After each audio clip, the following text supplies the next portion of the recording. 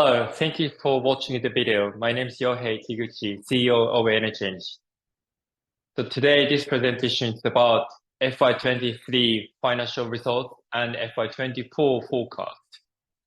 The key message of this video is ENECHANGE. We're going to talk about what the ENECHANGE means in this presentation.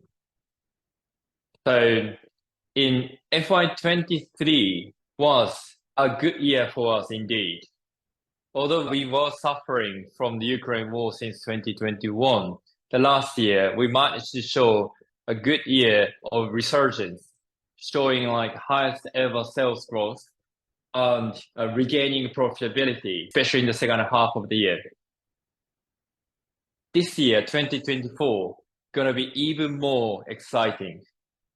We're aiming to achieve a 10 billion sales and full year profitability throughout the synergy of our three businesses. ENECHANGE aims to take flight as the world's first profitable EV charging company in the major stock exchange. This time, we have a part one and a part two. So the part one is we quickly talk about FY23 financial results and 2024 forecast. And part two is a company highlight. So let me represent what the company looks like for the investor's point of view. Let's go to the part one. So let me just quickly skip some of the slides. So let me go to the main one. The 23 financial result is we hit the 6.6 billion JPY revenue, which is a 77% increase YOY, and which even beats our revised sales forecast, which revised in the third quarter. As you can see, the EV charging business became the biggest revenue in the fourth quarter. And also actually platform business hit the record high sales. So we actually almost tripled the revenue from the last year, the same time. As we can clearly see that just 1 year ago, we were suffering from the Ukraine crisis. And then I'm very happy to say we have managed to successfully come back from the bottom time of the company history. And the profitability is also regained. That we hit the record high quarterly gross profit. And then on the right side, the profit margin percentage is slightly decreasing, which is not the problem because like EV charging business, including like hardware sales of the EV charger, has a lower profit margin. So the actual point is that we are managed to increase still relatively high gross profit margin amongst the EV charging companies. We're going to talk about this point a little bit later. And operating profit is also we back to profitability. As you can see, the fourth quarter, we are profitable. And actually, combined with the third and fourth quarter, we are also profitable. So we managed to achieve the profitability in the second half of the last year. And also, the cost side is under control. We've been aggressively investing into the EV charging team building, marketing, and hiring. But as I've been saying the last few times, we are almost establishing a good size of team to executing the business for the next few years. Therefore, the cost increase is not as aggressive as it has been. So therefore, as you can see, we managed to stabilizing the cost of the expenses last few quarters. So now the time is we are still gaining more revenue and managing the cost as we are. Therefore, we are now start generating profit. So that's the overall numbers. So let me talk about one by one. This year onwards, we're going to talk about EV charging as the first segment of the business because this year, although we're not going to disclose the breakdown of each business forecast, but we are expecting the EV charging will be the largest chunk of the business. As you can see, the fourth quarter last year, we managed to have 1.5 billion JPY revenue and a huge jump from the previous year and the previous quarter. And the first time ever, we managed to record a profit in this business. Let me just quickly talk about the business environment in Japan. The left side is the new EV car sales in the country. Even a little bit like stabilizing around 3-ish%, which is not exciting to be fair. And this is simply because the new attractive EVs is not in the market yet in Japan. Many overseas car OEMs announced to start selling the EVs in Japan in 2024, and then most of the major Japanese car companies start selling the EVs in 2025 and 6. So therefore, 2023 and 4 is a little bit slower uptaking trend of the EV car sales. However, it doesn't affect our EV charging business because as you can see on the right side, the government subsidy for the EV charging infrastructure has already doubled for 2024 from the previous year. Because government knows that the car company starts selling EV more in coming years. So we are keenly aware we need to have the infrastructure first to actually help car companies to selling EV to the customer. So therefore, they double the subsidies, which means we are expected to double the EV charging installation at least. So the overall business environment is very good for us. We are officially the leading EV charging company in Japan in the destination charging sector. So we have 62% of the market share of the destination charging in Japan. And as you can see on the right, we are operating nationally.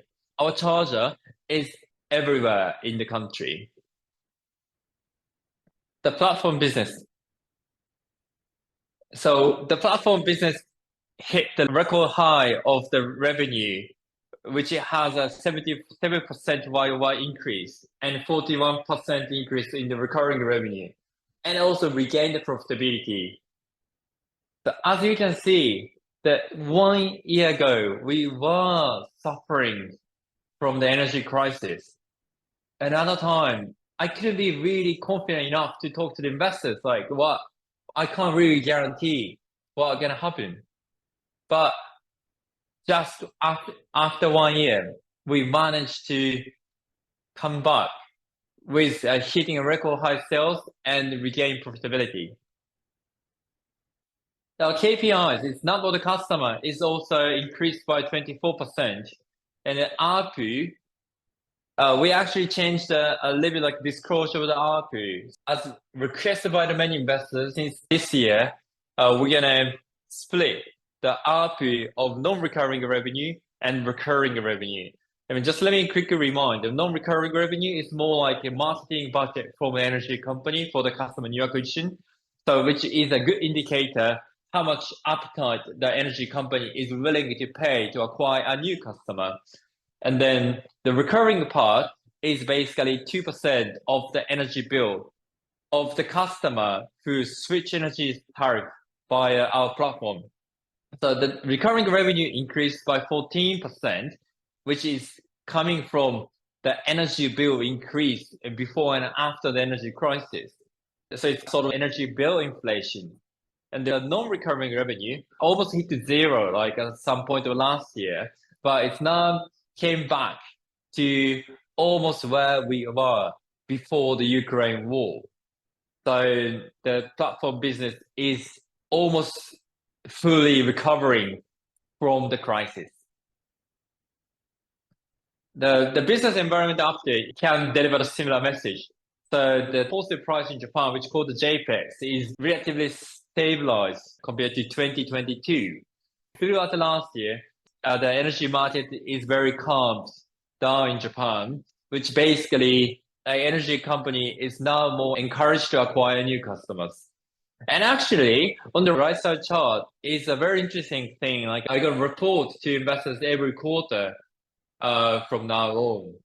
Is a trading volume of not fossil fuel certificates, which basically means the green certificate trading volume. And in 2022, roughly 2% of the total energy consumption in Japan, equivalent certificate are bought by the consumers.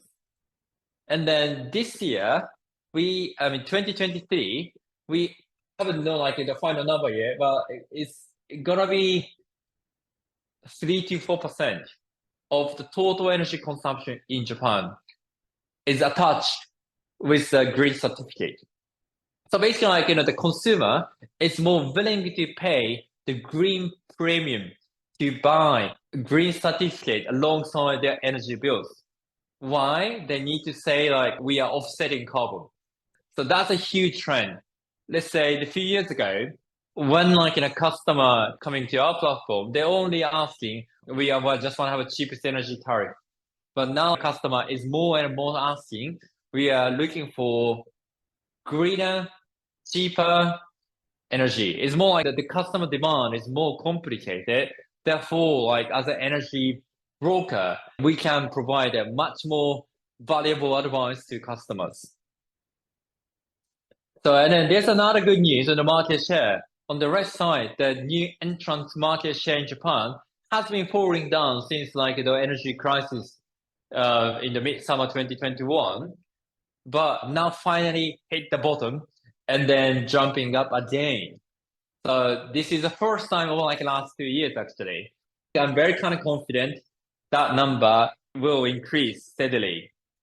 And actually on the right side, our market share amongst new entrance customer is hitting 3.5% and a record high. And as we've been hitting record high all the time, and we're actually gaining the speed of reaching like a much higher percentage. I've been saying to investors, there's no reason we can't reach like 5%, 10% market share within a few years.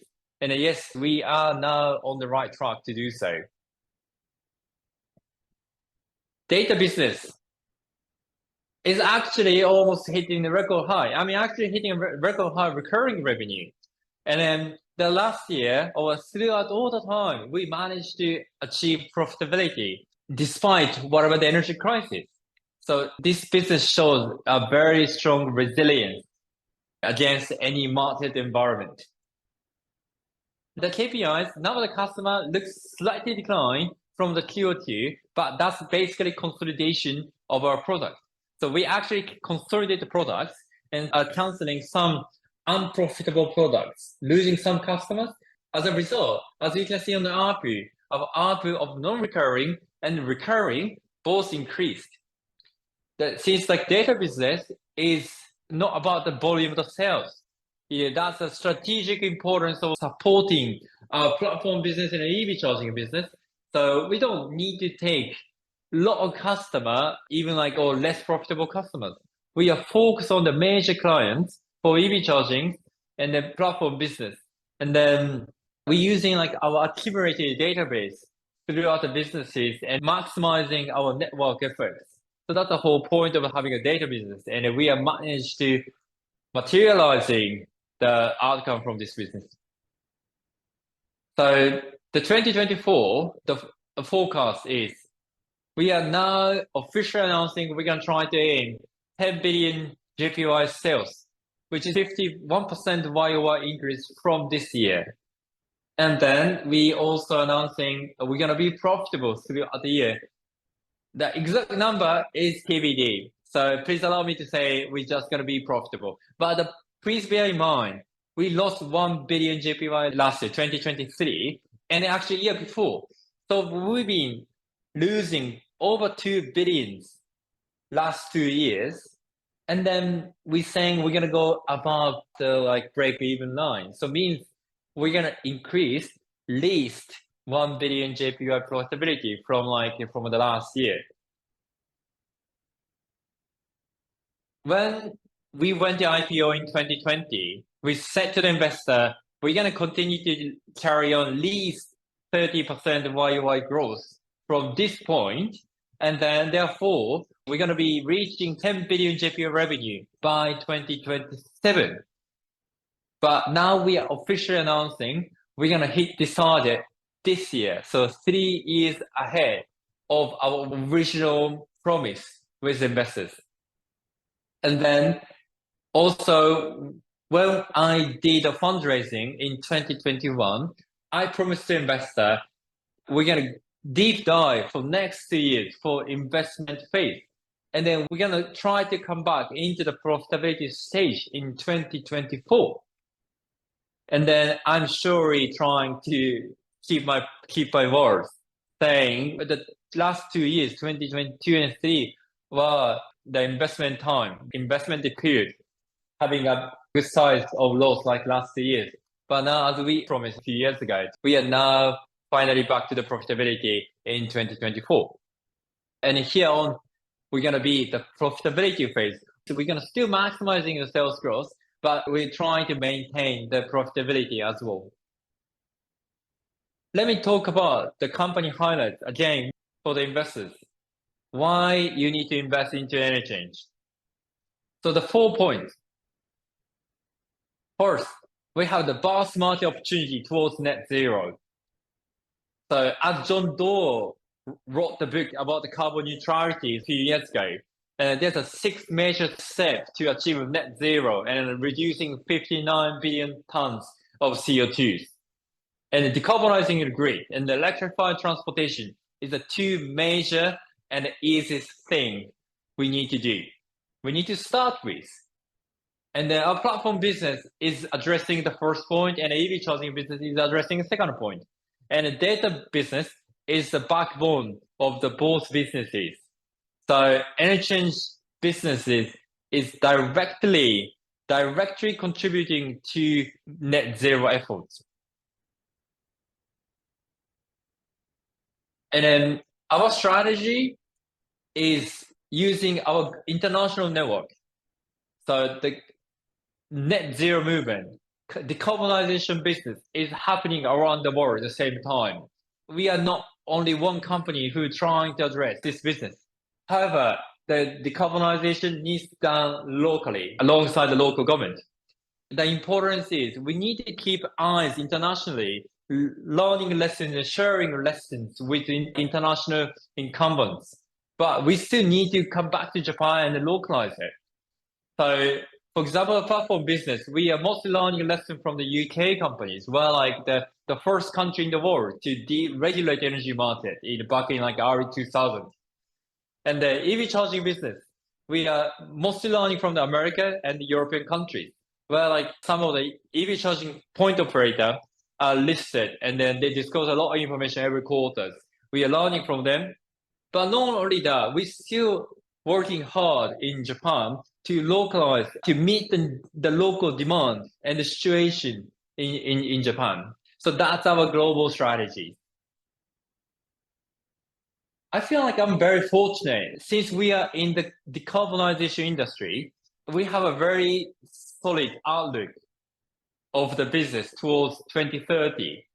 So let's say, number of the EV sales or number of the EV charging ports or number of the customer, like renewable energy demand, kind of carbon credit certificate demand from the customer, consumers. All 3 major key metrics for the company is around 10 times more than where we are, like within just the next 7 years. We are undoubtedly in the middle of the very guaranteed huge growth trajectory. So we are very, very confident, like our market is naturally expanding regardless of our efforts anyway. And then we try to capture the big tailwinds.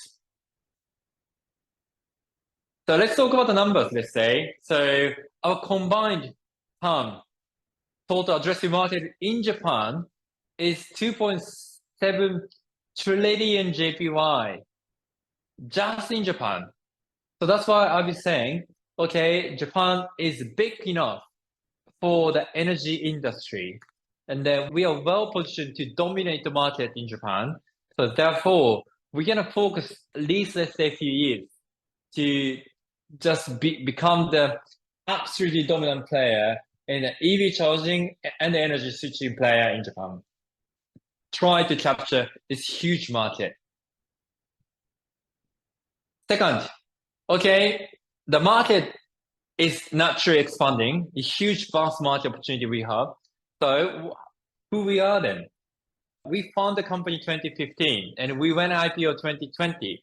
And since then, we're still growing 55% YOY every year, despite the Ukraine energy crisis, and then hitting 6.6 billion JPY revenue last year. Let's look at numbers. Okay, the sales from the IPO 2020 to 2023, just within 4 years, our sales increased by 4 times. And then we started EV charging and then quickly became the #1 in the field. And our platform and the data business, the key KPI are doubled and the number of employees are tripled. So every single metrics of the company, we are rapidly growing. So we are still one of the fastest growing company in Japan, although we already listed. And again, as I said in the key message today, our competitive advantage is coming from the synergy of our 3 businesses. We are not only just the EV charging company, and we are not like only energy switching company. We are doing so EV charging and energy switching platform business are the 2 major drivers of our sales growth. And they're actually both complementary each other. So let's say like once we install the EV chargers to a hotel, and hotel usually want to have a green energy to charge the car, because otherwise like it's not going completely green. And then yes, also they also start worrying about energy consumption behavior change due to the EV charging installations. And then they want to also analyze the smart meter data to optimize it. So that's where the platforms people coming in. And also obviously vice versa. So we are not just selling EV charging. Once EV selling EV charging, we are also providing like energy procurement and an energy management service using smart meter data. So that's how 2 businesses are complementary each other. And also data business is actually the backbone of the 2 businesses. We are accumulating an enormous amount of data of electricity usage from the smart meter from both EV charging and the platform businesses. And then we be accumulating a lot of data from own services, and then we actually make this database and then develop our cloud-based software, and we're providing the software to other old company or like other energy companies. So we are not only providing our own services to the consumers and users, but we're providing a B2B service software solution to our kind of frenemies. So that's why like ENECHANGE is the only one company who are kind of startup, but still working closely and directly with major electricity and gas and petrol station and car companies in Japan. So that's the competitive advantage of the company. These companies are kind of our equivalents. We recognize. We've been learning a lot of lessons from them. Our major difference from these 4 companies is a gross profitability. And then their gross profit margin is so low, like is 10 to maximum 30%. But what we have over like 66% last year, and we maintain quite high percentage this year too. Why? Because we are not only just an EV charging company. I mean, EV charging itself is not yet ready to generate a profit because the EVs on the road is not enough. Still early stage of the EV transition, old industry transition, like we are still early stage. If we want to be profitable just from the EV charging, it needs to take another 5 to 10 years. However, energy demand is there, energy procurement needs is there, energy management is needed. So that's why like we have the EV charging and platform business all combined together, then we can be profitable. So that's a unique point of the company. Third, this is exciting news like I'm happy to announce today. So we are announcing around 4 billion JPY fundraising from JIC, which is a sovereign wealth fund in Japan. Why? So actually the JIC, the sovereign wealth fund in Japan, just announced a new fund last summer. And then they are investing into the post-IPO company at around, let's say, 300-400 mil USD market cap, and then trying to push them to be a billion-dollar company or more. And then the government is willing to provide the risk capital for them. And then we are very honored to say we are selected to be the kind of the first company receiving the capital from sovereign wealth fund. So we meet their criteria. We are around the range of the market cap they are expecting, and then they want to provide roughly 10% of the market cap. And then what we're doing is aligned with the government policy strategies. So energy efficiency, carbon zero, like carbon neutrality, EV charging kind of thing.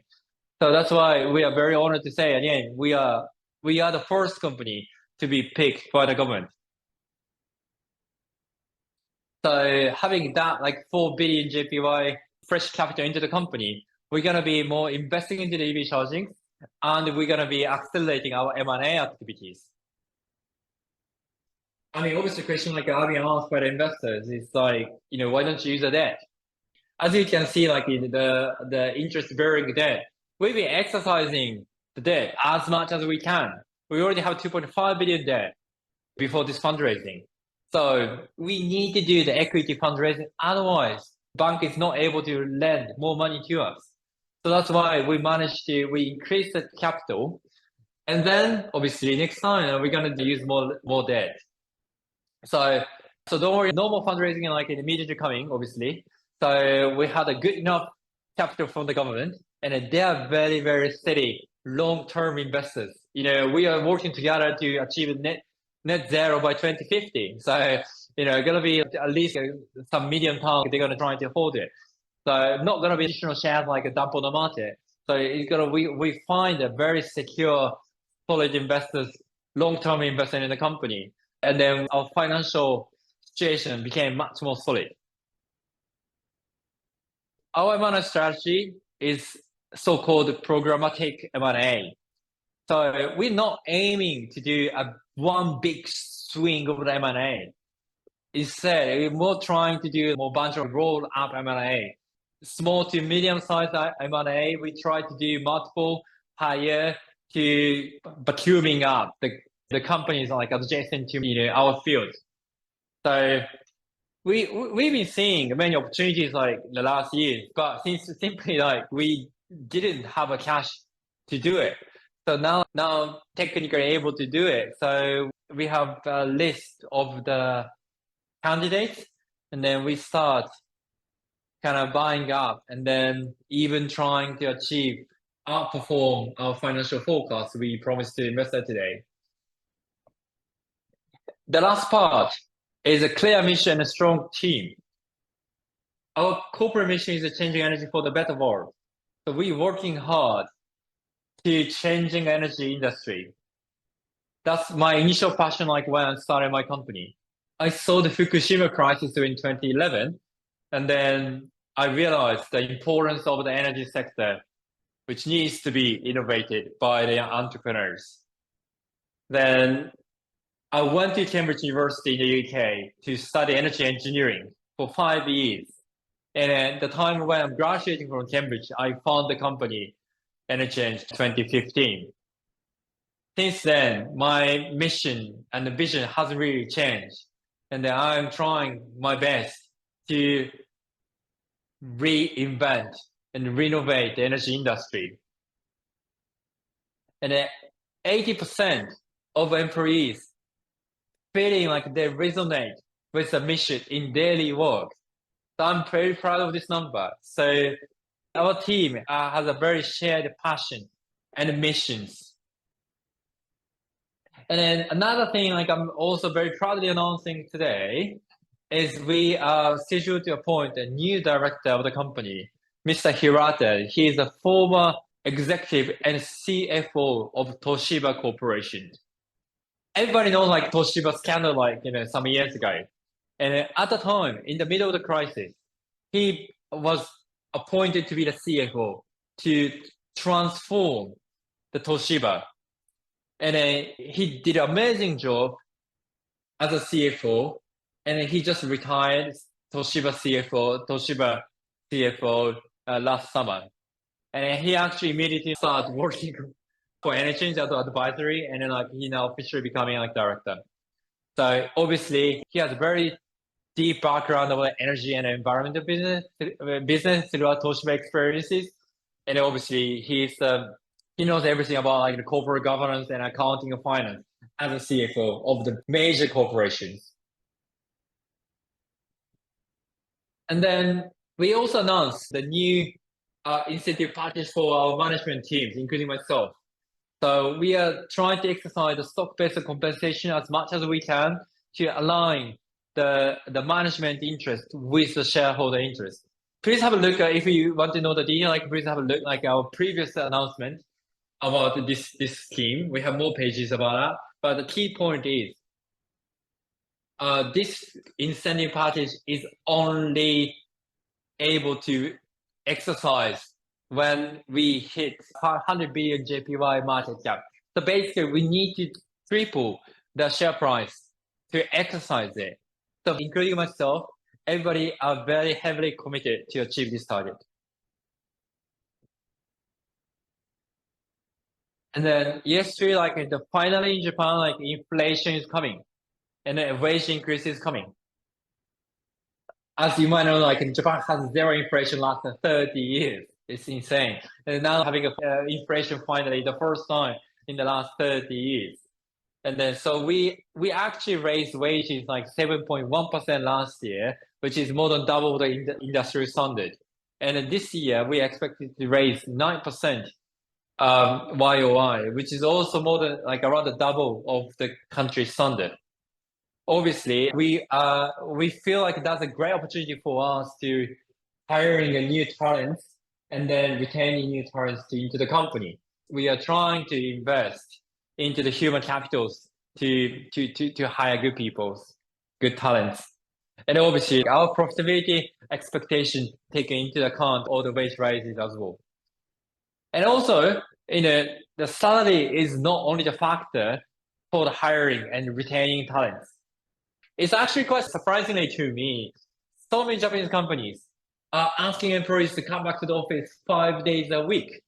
Even IT companies, software companies, they're really asking employees to come back to 5 days a week now.